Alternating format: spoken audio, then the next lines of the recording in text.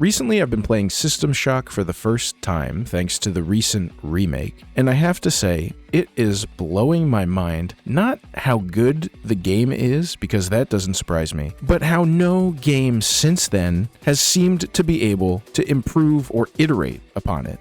How is it possible that 30 years can go by, and yet games only seem to have gotten worse, not better? Let's talk about it.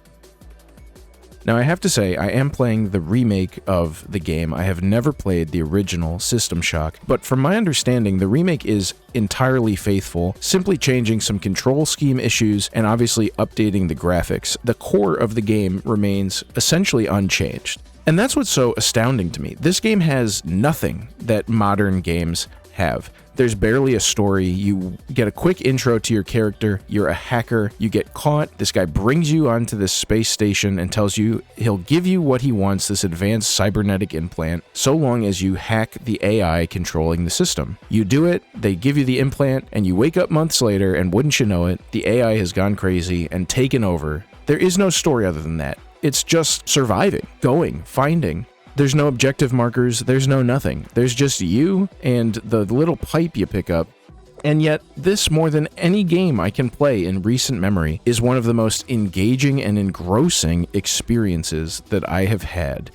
The aesthetic just makes you want to explore it. I don't need an objective to tell me where to go. I just want to go. I want to see what's going on and try and figure out what to do and how to do it.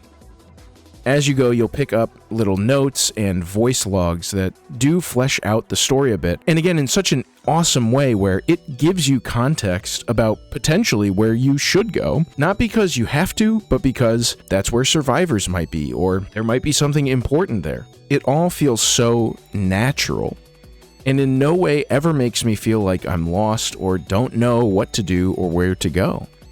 As you go on the ship, you're introduced to SHODAN, who is the AI system who has taken it over, and all of her little creations. She's made a bunch of AI robot androids using the dead bodies of the crew, as well as there's like these zombie things and also more traditional looking robots. It can be extremely tense trying to navigate the system, especially with the game's combat being pretty brutal. It is very easy to quickly die, and if you haven't saved recently, it can be frustrating to lose progress. But this is also part of the exploration and the story. As you go, you can find ways to make it so that you don't actually die if the robots kill you, because you've changed the system so it doesn't turn you into an android, but instead actually heals you and brings you back.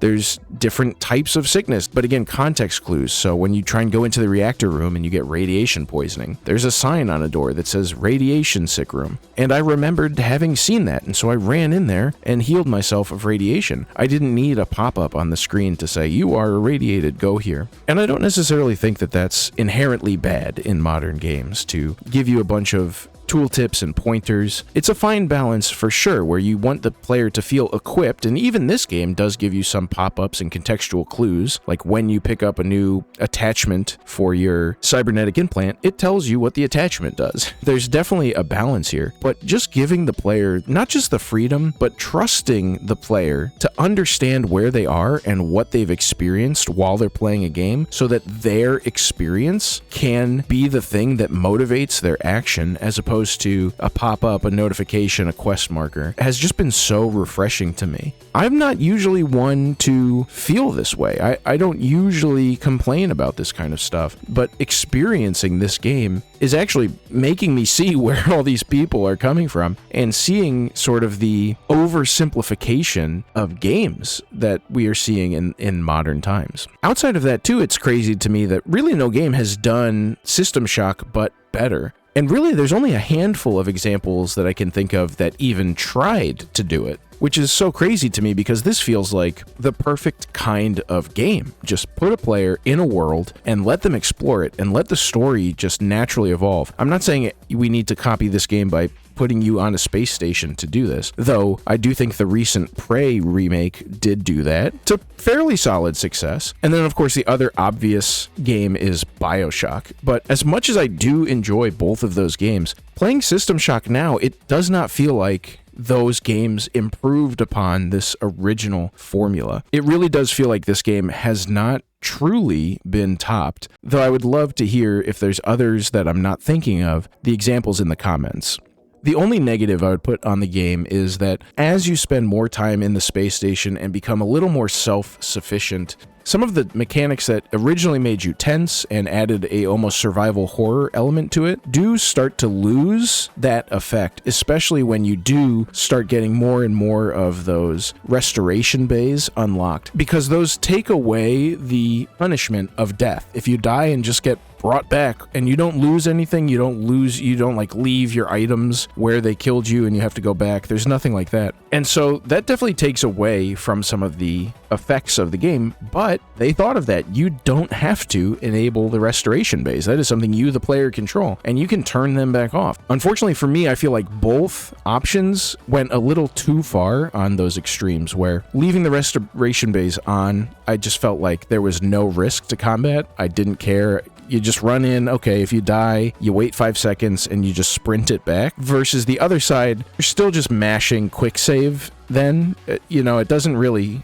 fix anything. It just means you have to load your save rather than let yourself get respawned at the restoration bay. In both cases, there are just definitely times where the number of enemies and their prevalence on a floor is almost too much for what you can conceivably handle without taking a lot of damage. And because you take so much damage, it's so easy to accidentally die. Like, you don't realize how fast you're losing your health. But again, these are minor nitpicks in the face of an overall experience that really is still unmatched to this day. I've heard a lot of good about System Shock 2, and that is definitely the game I'm going to be looking at next, because it supposedly improves upon this first one in a lot of ways.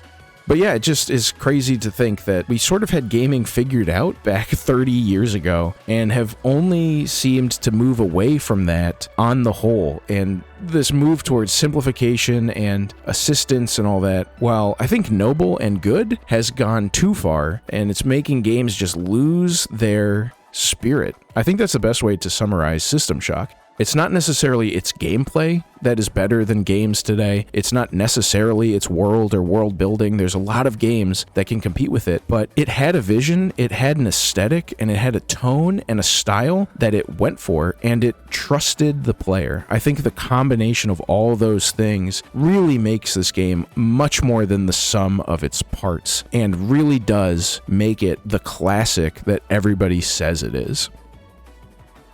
What do you think? Is System Shock not that good? Or is it shocking how good it was?